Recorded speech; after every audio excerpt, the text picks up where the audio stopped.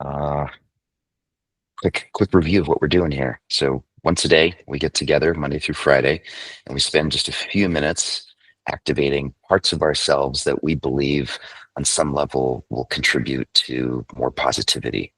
And the underlying principle is really straightforward. We are what we repeatedly do. That's true not just behaviorally, but also just in terms of our neurobiology and neurochemistry. The more we do certain things, the more our nervous system orients itself around those types of behaviors, and it just gets easier and easier. So over the next 14 minutes or so, given that it's Thursday, we're going to do Thankfulness Thursday. So the theme is a little bit different every day. And on Thursdays, we do some gratitude, and inspired by this quote, and actually also this picture. I love the idea of this spilled coffee mug that has then been repurposed into some beautiful art. So the pessimist sees difficulty in every opportunity, and the optimist sees opportunity in every difficulty. So I think our ability to reframe whatever situations we run into when they don't feel good, our ability to sort of turn the spilled coffee and get at our paintbrush and paint a beautiful scene is kind of at the heart of this. That's the muscle really that we're flexing. And then the flavor of the type of gratitude that I'm looking to call up here has to do with, I'll call them unintentional teachers, or also known as difficult people. So again, if we think of people that leave us feeling annoyed or irritated or even angry, um, then that's, we can just sort of go down that path in an unexamined way, or we can take a step back and just say, wait a second, where's the opportunity in this difficulty? Um, so start by closing your eyes, and then bring to mind someone whom you find difficult. So think back to a recent interaction with someone, and ideally, don't pick a 10 out of 10 here. So don't bring to mind a sociopathic mass murderer, anything like that. Just sort of find someone, maybe a neighbor or a coworker or family member, someone where you're just like, I run into friction with this person. And just notice how the body reacts as you bring this person to mind.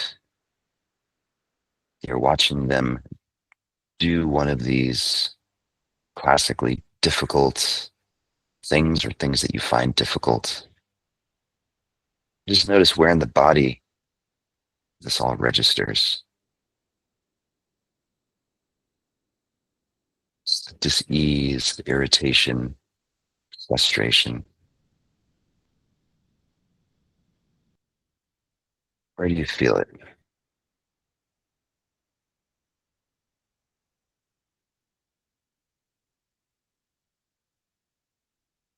And then as you're watching them do what they do, notice the thoughts or the beliefs that come up for you. So accompanying the sensations and the feelings in the body, there's also all kinds of sentences or images, words that come up.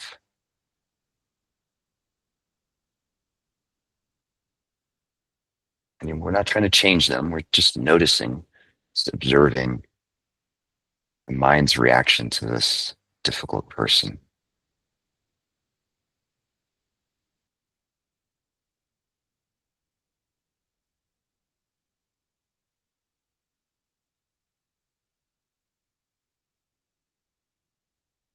And then we're going to set the intention to just re-examine, maybe reframe this relationship that we have to them, also the relationship that we have to the thoughts and beliefs in our mind about them. Maybe starting off with some really basic gratitude for this unintentional teacher. An initial reframe is just shifting out of this problem mentality or this difficulty, rather seeing an opportunity.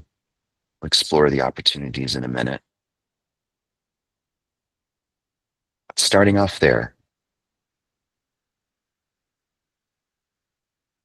There's gold, there's opportunity for insights, for learning that arise from having this experience with this difficult person.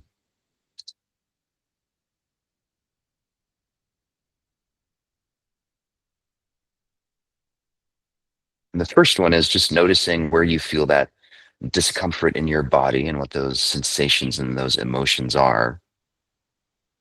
And now just imagine trading places with them. Like imagine knowing that you're the kind of person that stimulates these feelings and these sensations in other people. Some really basic gratitude for, oh, thank you. Thanks. That's not me. We probably do it elsewhere in our lives, but in this case, the way they're behaving, what they're doing, it's not our lot in life.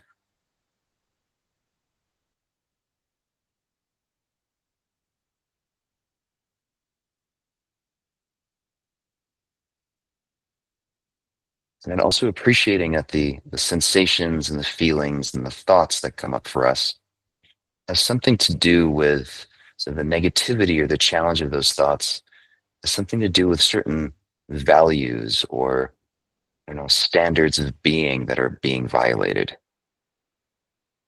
And so there's an opportunity here to connect with what we hold dear and what's precious to us in terms of how we want to be perceived and how we want to go through life. This person is unintentionally putting us into direct contact with how precious those values are, how important they are to us.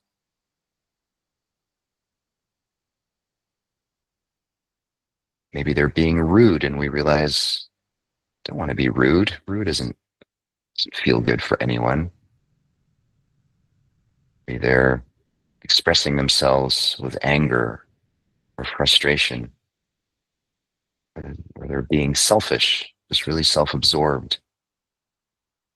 And just notice how whatever comes up, the opposite of those descriptors are what's important to us.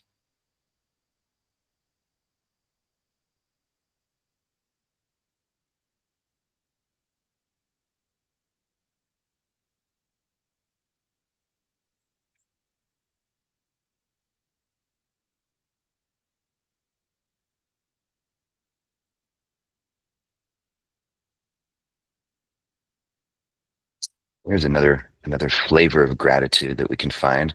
The fact that we're all in this call together right now means that we're not having this experience with this person in this moment. Just notice if that's yet another doorway into appreciation and the feeling of gratitude.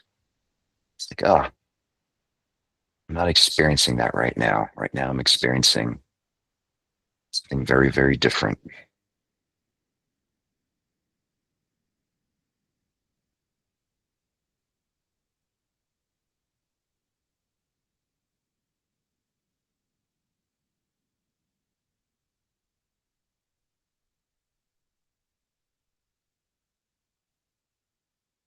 And we can also explore, imagine again, putting ourselves in their shoes, just asking ourselves the question, the reason this person is behaving the way they're behaving, expressing themselves the way they're expressing themselves, wonder what's going on for them.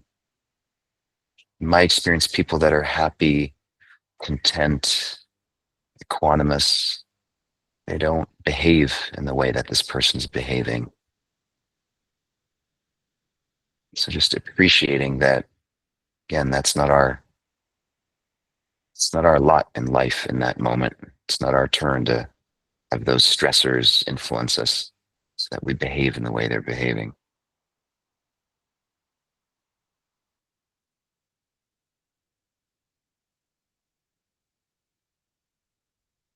In that moment, we're being spared and they're not.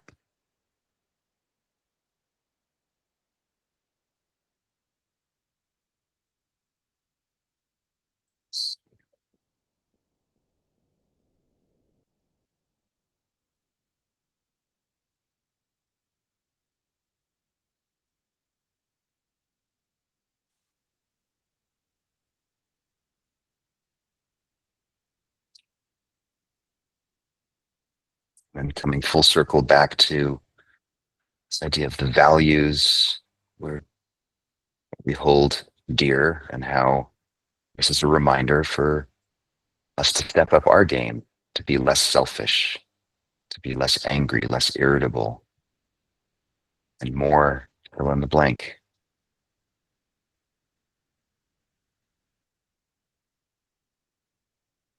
And so thanking this person for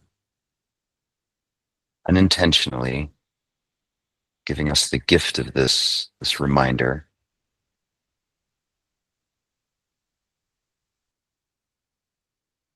So oftentimes I don't think we know what we want until we experience what we don't want.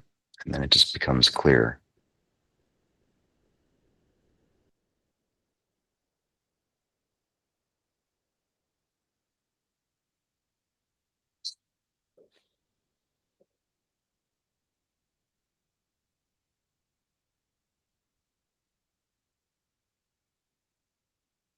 Just a few seconds of gratitude for having the space and companionship, the community to do this practice together.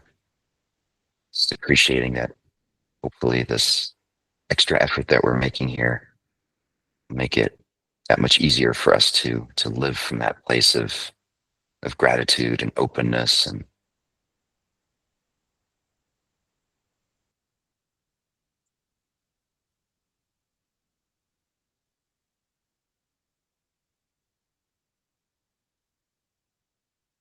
take a deep breath in through the nose,